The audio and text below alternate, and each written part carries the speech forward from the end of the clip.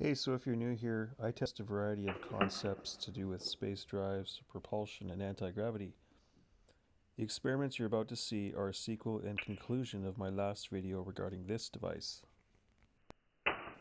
Over the years, I've noticed a few devices called magnetic gates, which is an array of permanent magnets with the like poles pushing against each other.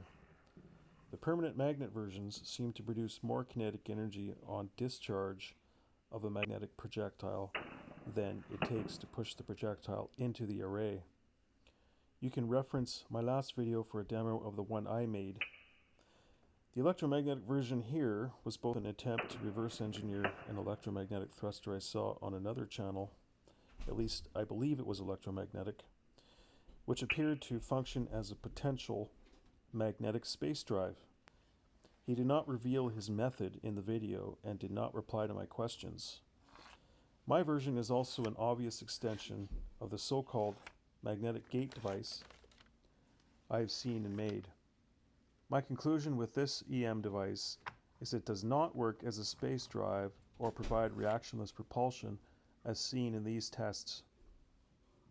So please leave comments, suggestions, and your thoughts here on how to improve, etc.